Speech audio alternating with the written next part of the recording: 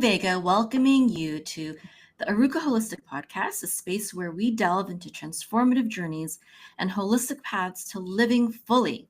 This podcast is brought to you by Arukah.com, home of the Holistic Healer Certification Program, where we empower individuals to become holistic healers through naturopathic herbalism, holistic life coaching, and online business and marketing.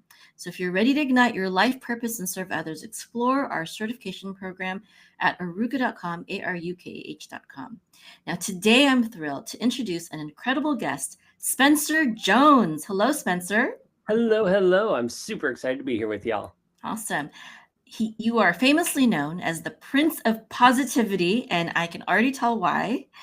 Spencer radiates positivity and has made it his mission to light up lives around the globe. As the CEO of Jonesin did I say that right? You got it. Perfect. Okay, that's FOR, right? Jonesin Yes. Okay.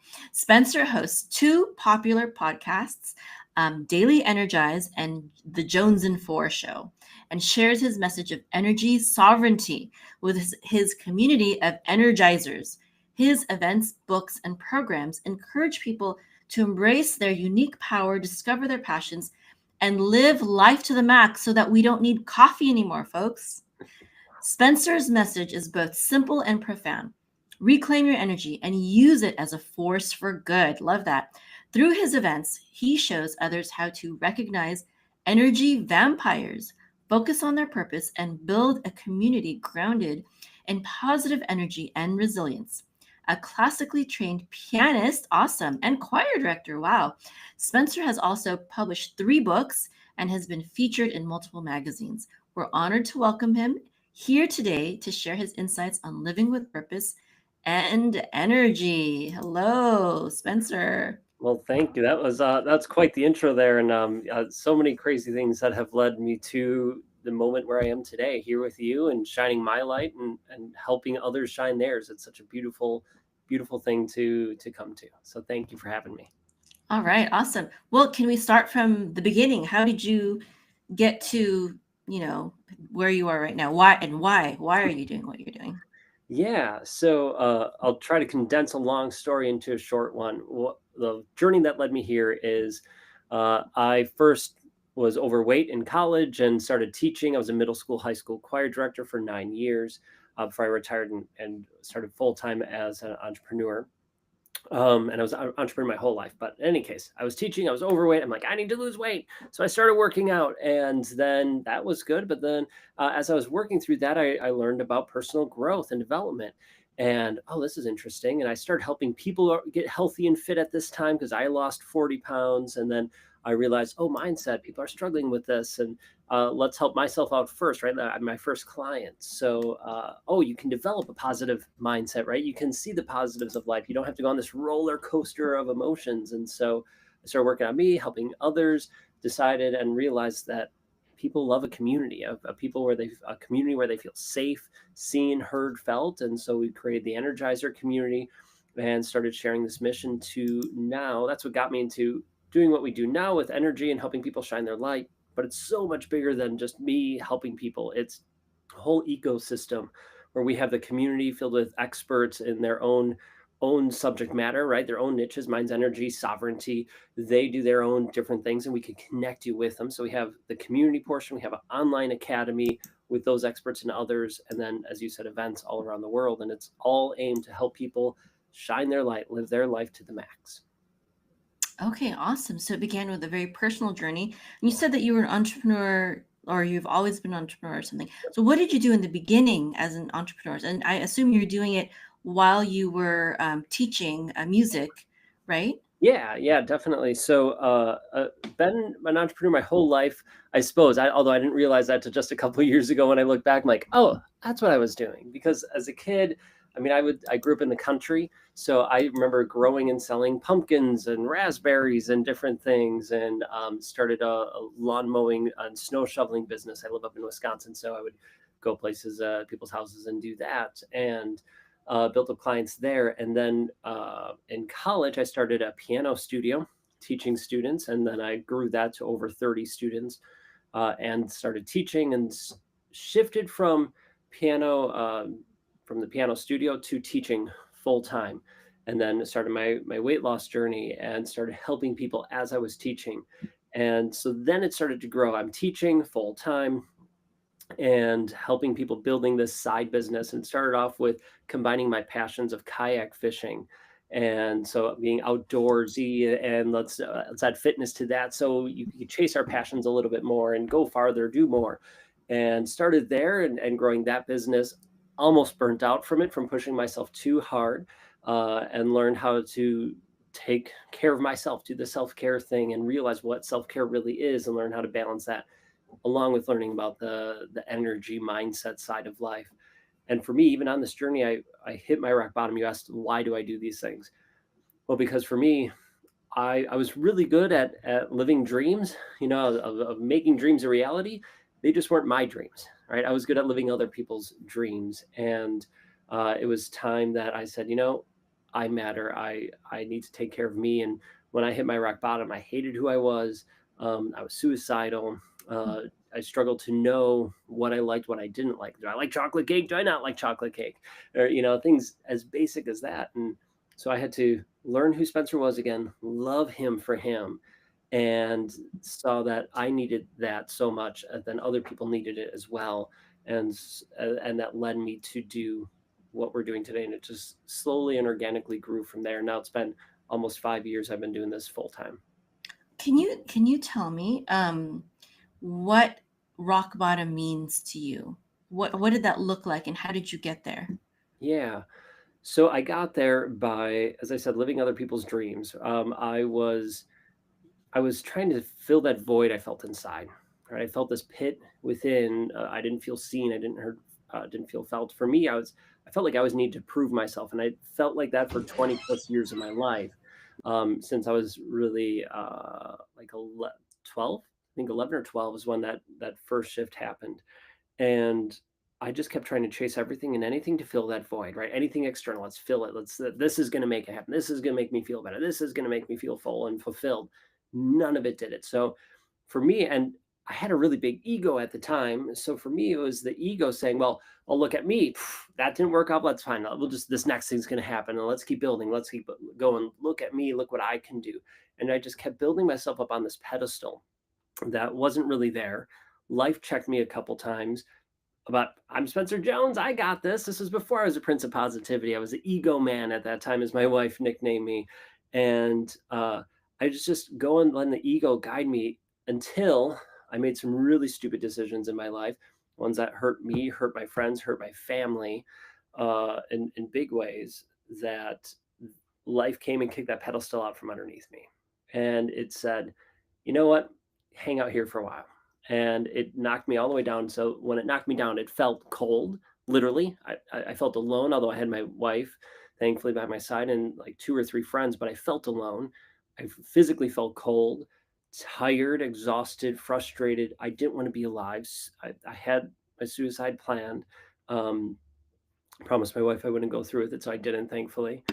But So it sounds like a combination of physical and mental, and I guess spiritual health issues. yeah, because I wasn't taking care of myself on multitude of levels, right? I was in that grind mentality and let me show you kind of mentality, that it all built up and then came crashing down. And I I hated it. It was months of not knowing who I was, and then learning to rebuild, then seeing a therapist to learn. I was already doing personal growth at the time, which is kind of the funny part. I was already doing this personal growth stuff, but it was only hitting the surface level, right? It was only just, okay, I'm going through the motions. It's helping a little bit. But after that rock bottom, after I hit hard and I had to learn to love me again, which took years to have me really do that, all those things I learned and I learned from the therapist helped grow, right? I had fertile soil to grow on. So then I could step up and really be me confidently, authentically, and just show up as Spencer. And then the moniker, the Prince of Positivity, came after that. But it all just came from me being me and learning to love me for me. Sounds like you have a very wonderful, supportive wife that was there for you the whole entire time.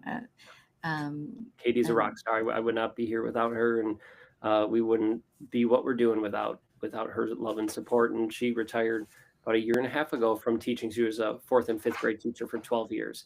And she retired a year and a half ago to join full time in this and chase her passions of writing children's books and all that. She already has 4 published, but getting more out there. That's beautiful. Yeah. Yeah, and so you defined what rock bottom is. Now I'm really interested in. I'd like you to define energy, because I feel like when you say energy, I think it means a lot more than what normal people think of as energy. Mm-hmm. Yeah, it does. It does to me. A lot of time we think of energy as, and I have this physical energy, right? Give me that cup of coffee so I can keep going in the day and those different things, when it's so much more than that. For me, I see energy as this light, right? I look at whatever your spiritual beliefs are, awesome. For me, it's we are these energy beings having this human experience, however you want to define that, right? Whatever words you want to label it. But these energy beings, we're these light beings. We have this gorgeous light inside of us, and it's always shining bright.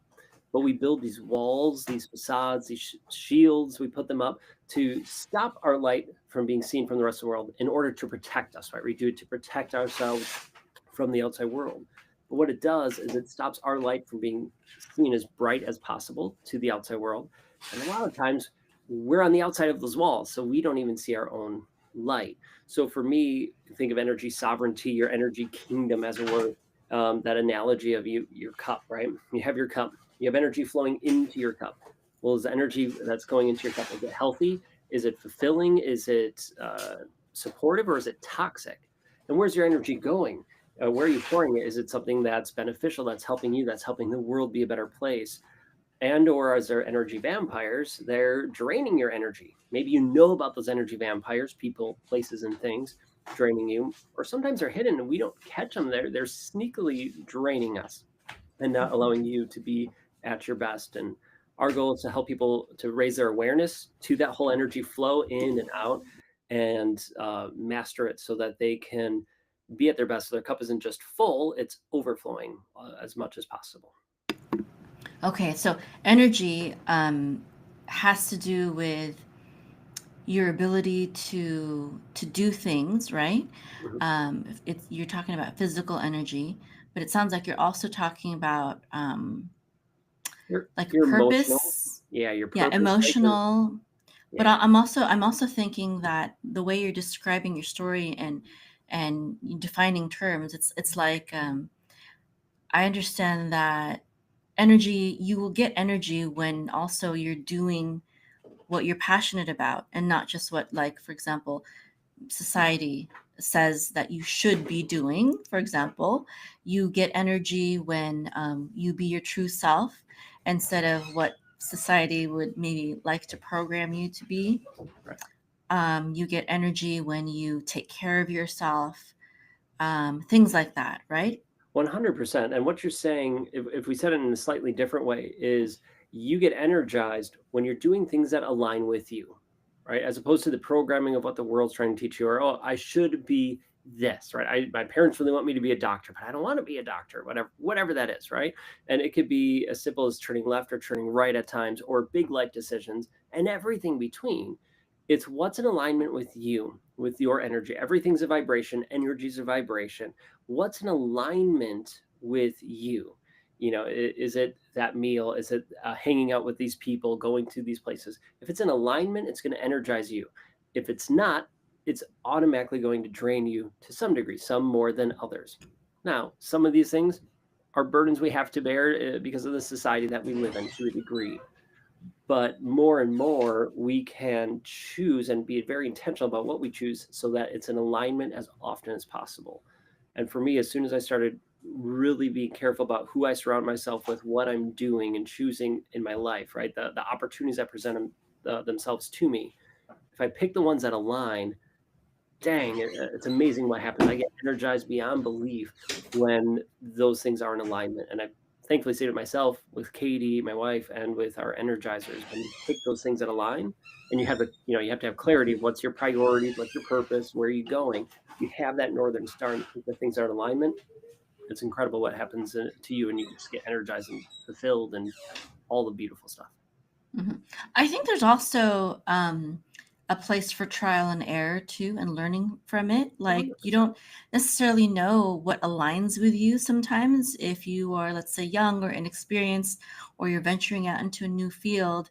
And so you're not sure where you fit in.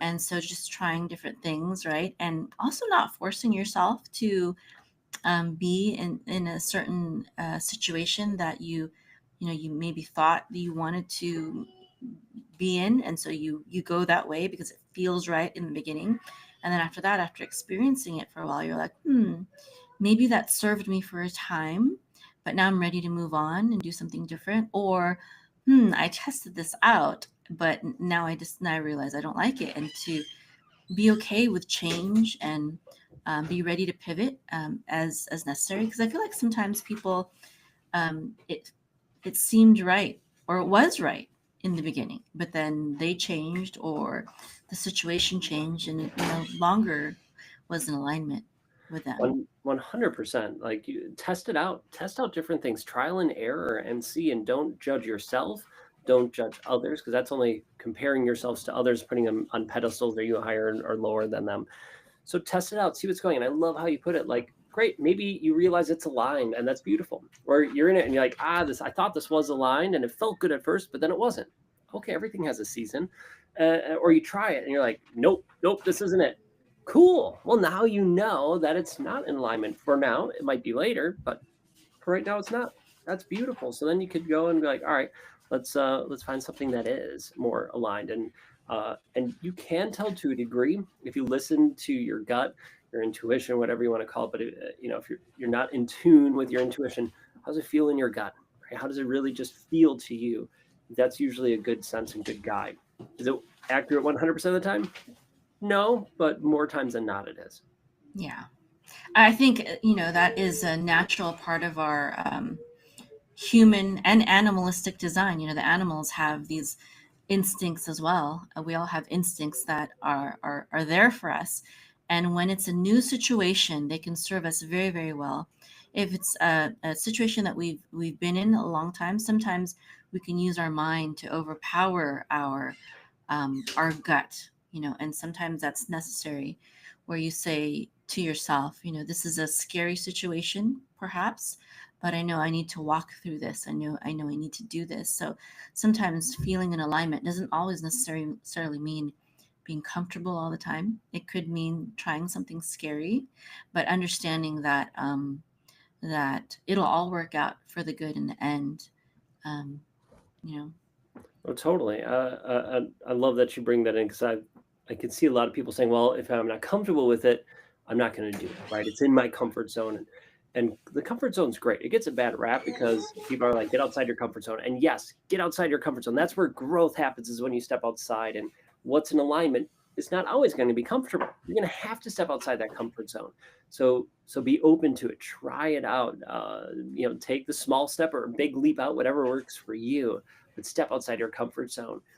But also, don't give the comfort zone a bad rap, because that's where you heal. That's where you recharge.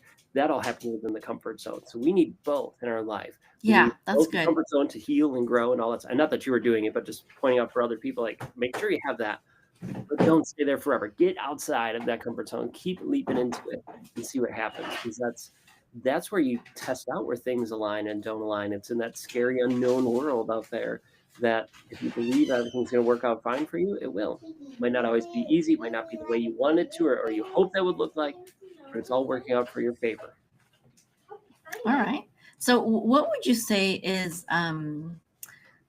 let's say, your biggest success story that you can talk about in your business? I know sometimes, we are bound to certain codes of ethics, or we can't talk about things. Right. Or we can talk about it, but in like roundabout ways. So, what would you say is the most rewarding part of your business that you've experienced?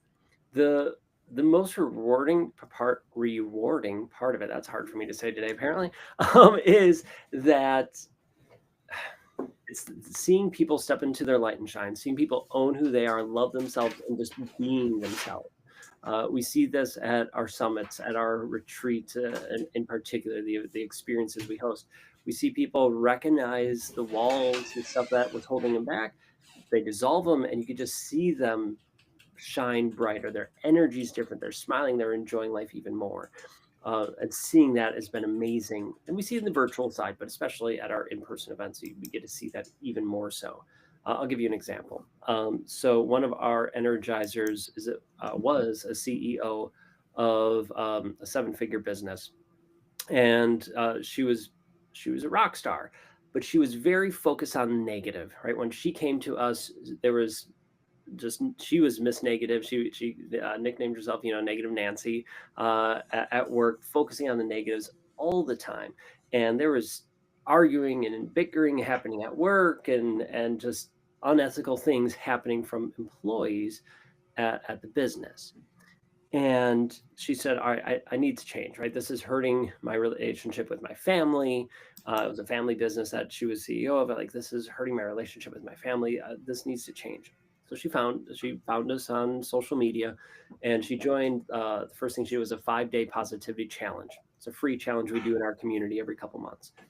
And the first challenge I give everybody the first day is always find 3 things you're grateful for, and try not to do that every day, and try not to repeat them. So you're coming up with new ones. And she said, Spencer, the first day I found one. I couldn't find 3. I found one thing I'm grateful for today. Right. Okay. The next day she found 3, but it was hard, but she found 3. By the end of the week, she had 10 plus brand new ones. And so she already felt that shift in her mindset, in her, just within those 5 days. And then she started taking on more challenges. We started working together, and she changed her mindset. She reprogrammed her brain to find the positives, look for the good, and start sharing positivity with her team. Well, some of the team was totally on board, like, oh my gosh, this is amazing, I'm all in. Others, it went against the status quo, right? The people that didn't jive with it. And so they found their way out, like either they were let go, but most of them quit and left, and she replaced them with people who were now on that positive energy bus, as it were, right? They were part of that team and jive. And she and her team took that company from 7 figures to 8 figures. Now, I'm not saying all of that was because of the mindset work, but I'm assuming a lot of it had to be part of that, right? So I'll take a little bit of credit for it, but I'm sure there's more to it.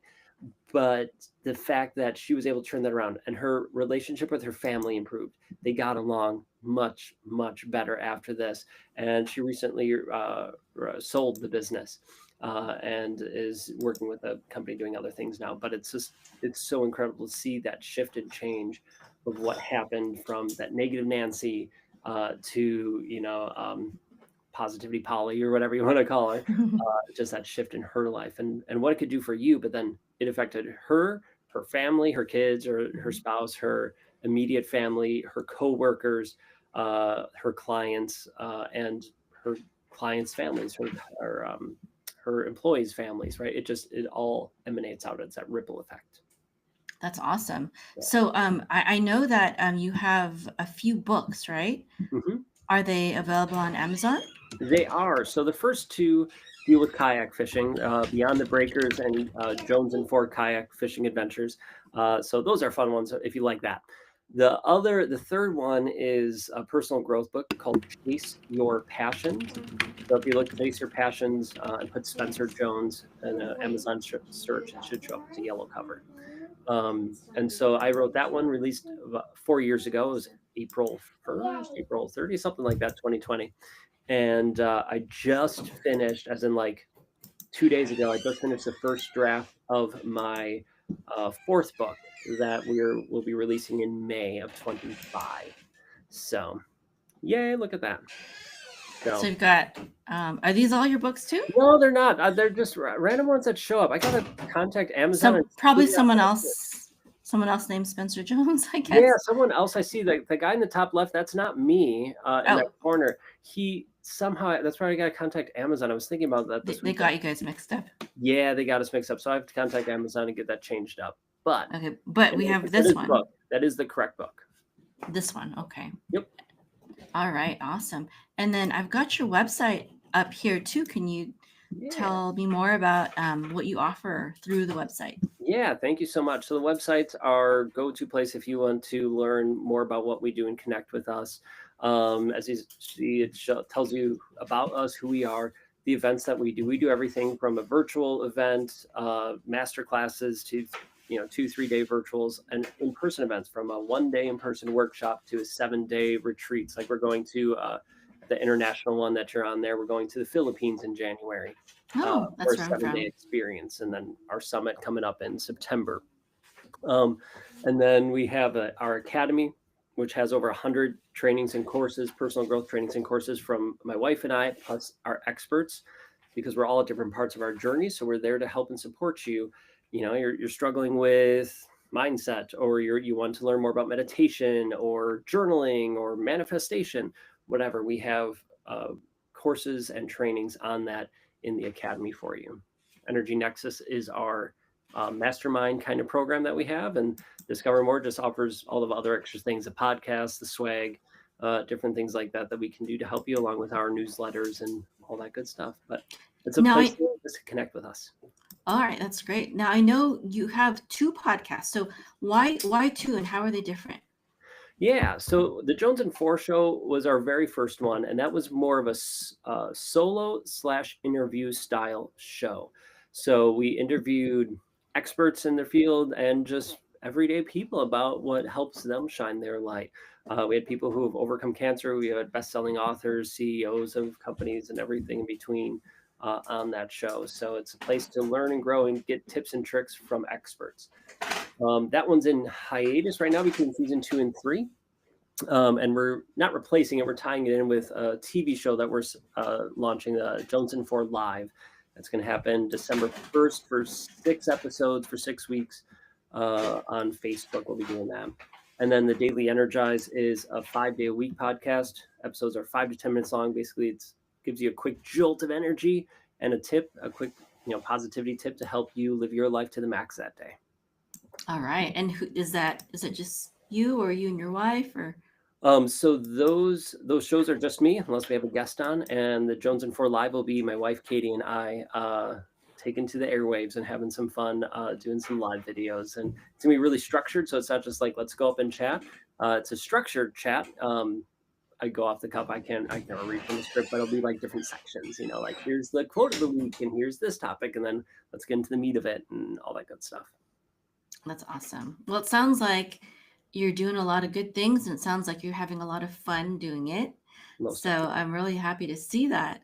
And what would you say, what are like 3 big takeaways or 3 tips that could really help people with their energy? Yeah, thank you for asking. All right, so first tip, find things you're grateful for.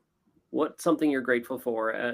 Let's take the challenge, right? Let's first day of the challenge. What are 3 things you're grateful for? It could be big things, small things, obvious, hidden. Most people, when I ask them that question, when they're just thinking off the cuff, they're like, food, shelter, and water. Great, those are awesome things to be grateful for. What are others, right?